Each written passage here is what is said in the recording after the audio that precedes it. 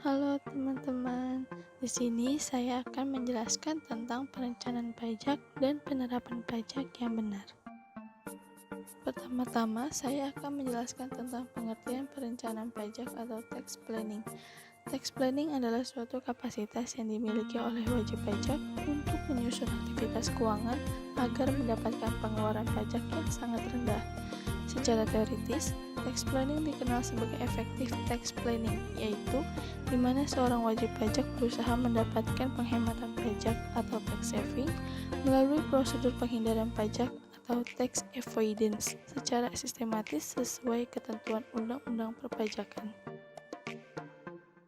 Adapun perbedaan antara tax evasion dan tax avoidance antara lain, tax evasion mempunyai konotasi dengan adanya kesalahan penyajian laporan keuangan atau kesengajaan menghilangkan informasi kunci dengan maksud mengemplang pajak yang seharusnya terutang legal.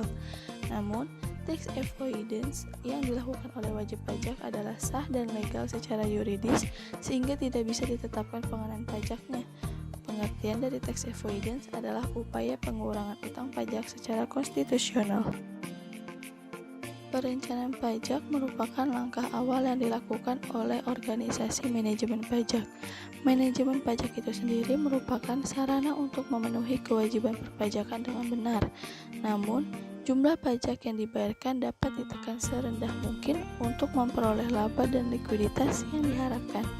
Langkah selanjutnya adalah pelaksanaan kewajiban perpajakan atau tax implementation dan pengendalian pajak atau tax control. Pada tahap perencanaan pajak ini, dilakukan pengumpulan dan penelitian terhadap peraturan perpajakan. Tujuannya adalah agar dapat dipilih jenis tindakan penghematan pajak yang dilakukan. Pada umumnya, penekanan perencanaan pajak atau tax planning adalah untuk meminimalisir kewajiban pajak. Syarat-syarat perencanaan pajak. Untuk dapat meminimalisir kewajiban pajak, dapat dilakukan berbagai cara, baik yang masih memenuhi ketentuan perpajakan maupun yang melanggar peraturan perpajakan seperti tax avoidance dan tax evasion. Pada dasarnya, perencanaan pajak harus memenuhi syarat-syarat berikut. Yang pertama, tidak melanggar ketentuan perpajakan. Yang kedua, secara bisnis dapat diterima. Dan yang ketiga, yaitu bukti-bukti pendukungnya memadai. Selanjutnya adalah perencanaan pajak perusahaan. Dengan menguasai prinsip dasar perpajakan dan penerapannya dalam dunia usaha, keputusan bisnis akan menjadi lebih baik. Adapun 3 faktor yang memotivasi manajer untuk berusaha mengurangi beban pajak bagi organisasi atau perusahaan.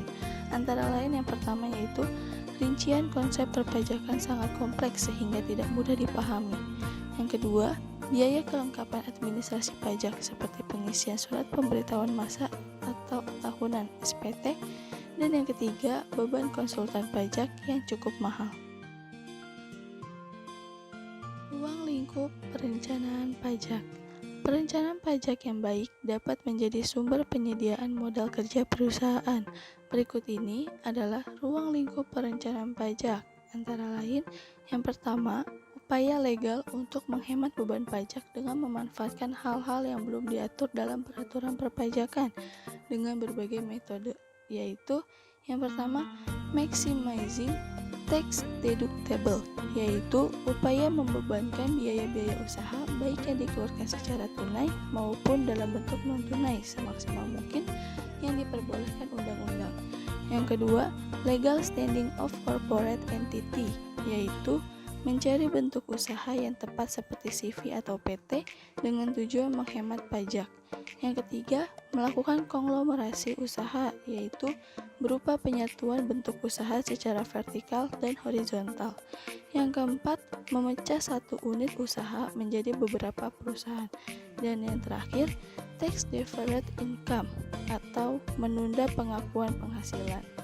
Dan ruang lingkup perencanaan yang kedua yaitu mengorganisasi usaha wajib pajak atau kelompok wajib pajak sehingga utang pajak baik PPh maupun pajak-pajak lainnya dalam posisi sehemat mungkin sesuai ketentuan undang-undang pajak.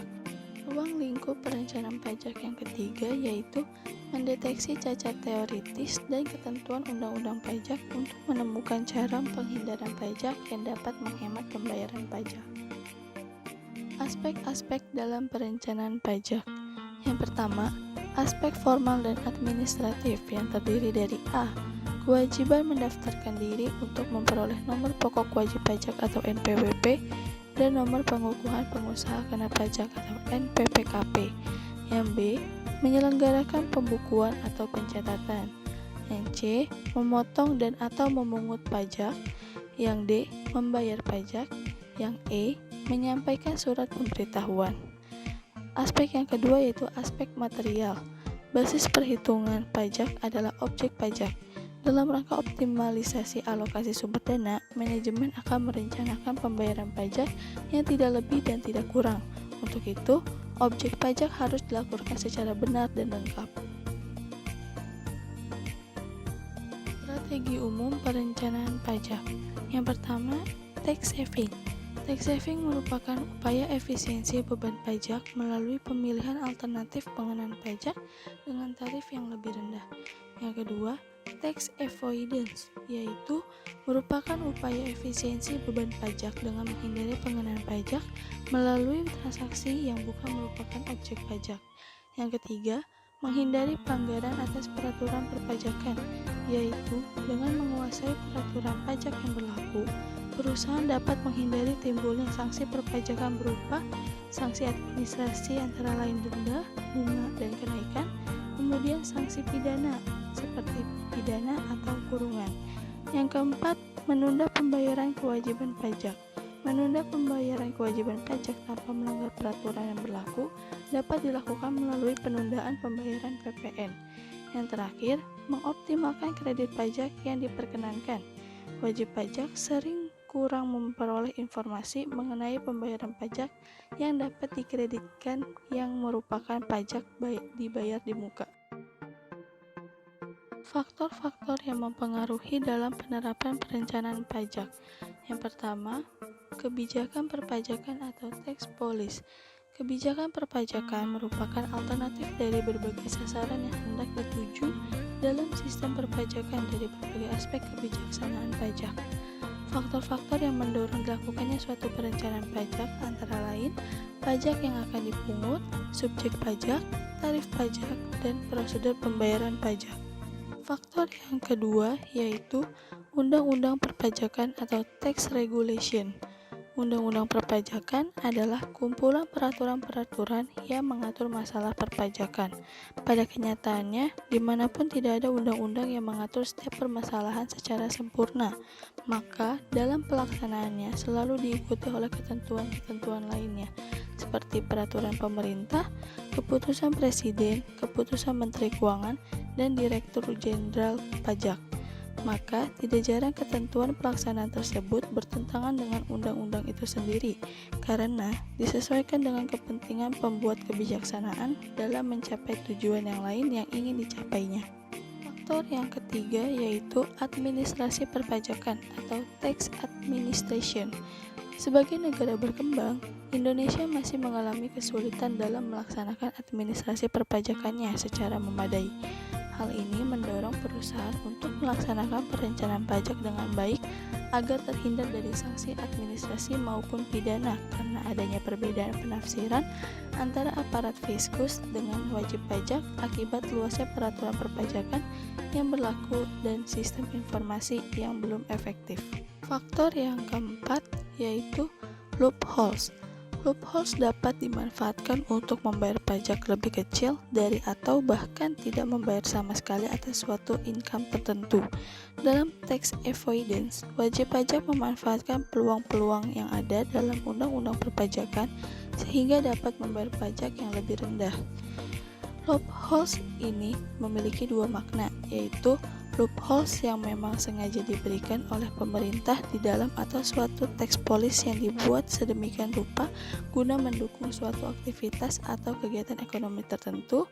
Lalu ada pula Loopholes yang sebetulnya bukan maksud pembuat undang-undang di dalam membuat peraturan perpajakan tersebut, atau dengan kata lain, tidak sejalan dengan jiwa dan semangat ketentuan perpajakan.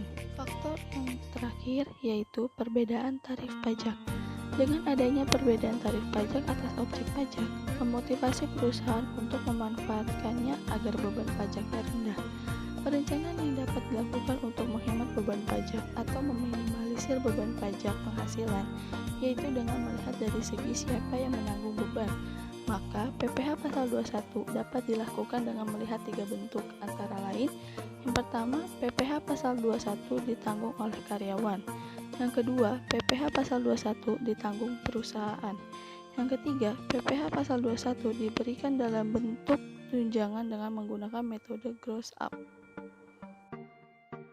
Tahapan dalam membuat perencanaan pajak.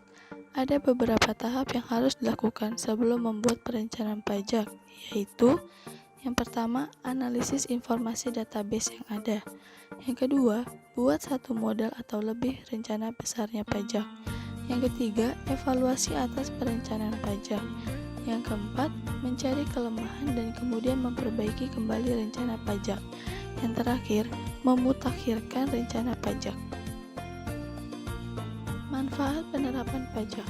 Beberapa manfaat menurut Manguting yang dapat disebutkan adalah pertama, penghematan kas keluar karena pajak yang merupakan unsur biaya dapat dikurangi. Yang kedua, mengatur aliran kas karena dengan perencanaan pajak yang matang dapat diestimasi kebutuhan kas untuk pajak dan menentukan saat pembayaran sehingga perusahaan dapat menyusun anggaran kas secara lebih akurat. Analisis faktor-faktor yang mempengaruhi dalam penerapan perencanaan pajak. Faktor yang paling mempengaruhi penerapan perencanaan pajak pada perusahaan adalah administrasi perpajakan. Administrasi pajak adalah metode untuk meyakinkan bahwa apa yang dilaksanakan telah sesuai dengan yang direncanakan. Hal ini yang mendorong perusahaan untuk melaksanakan perencanaan pajak dengan baik adalah agar terhindar dari sanksi administrasi maupun pidana karena adanya penafsiran antara aparat fiskus dan wajib pajak akibat dari begitu luasnya peraturan perpajakan yang berlaku dan sisa informasi yang masih belum efektif, sehingga hal ini membuat wajib pajak terdorong untuk melakukan perencanaan pajak. Saya ucapkan terima kasih untuk kalian semua yang sudah menonton video ini. Mudah-mudahan video yang saya buat ini dapat bermanfaat untuk kalian semua. Terima kasih.